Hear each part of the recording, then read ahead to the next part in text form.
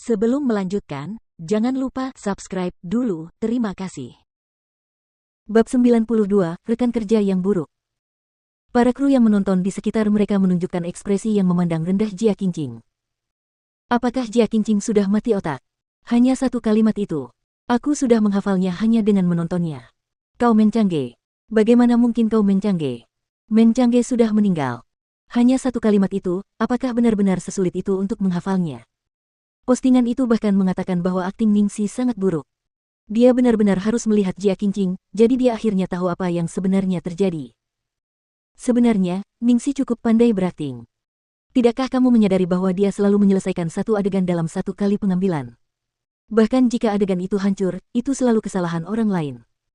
Sekarang setelah kau menyebutkannya, itu tampaknya benar.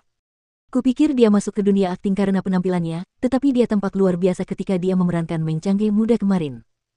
Meskipun dia menggoda Jiang Muye sepanjang jalan, aku tidak tahu mengapa, tetapi itu tidak membuatku merasa buruk.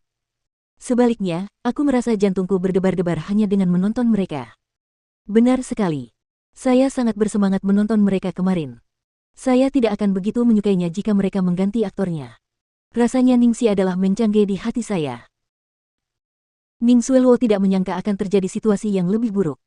Seketika, dia memarahi Jia Qingqing ratusan kali dalam hatinya, tetapi dia tetap berjalan mendekat dengan tatapan penuh perhatian.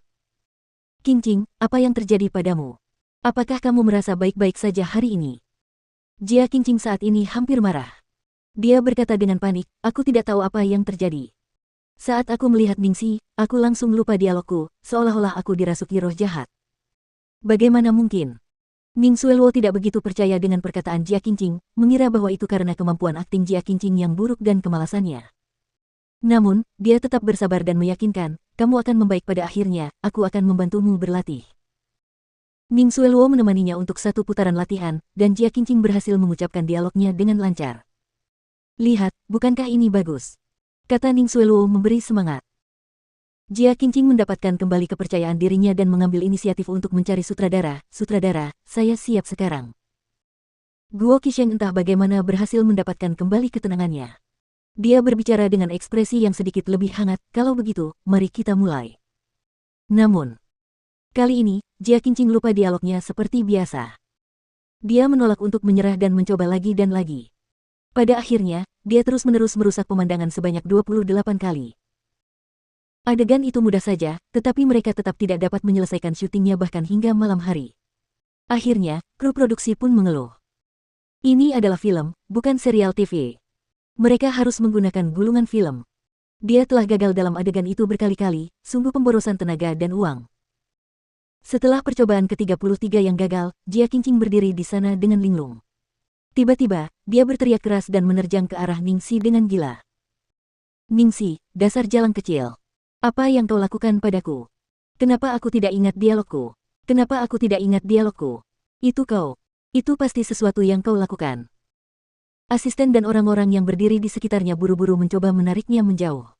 Pada akhirnya, dia mendorong mereka semua dengan gila. Bahkan Ning Xueluo yang telah membujuknya telah tergores sekali. Kali ini, dia benar-benar membuat semua orang membencinya. Dia benar-benar gila. Dia tidak bisa mengingat dialognya sendiri dan itu salah orang lain. Apakah ada orang lain yang memasuki otaknya dan mencuri dialognya?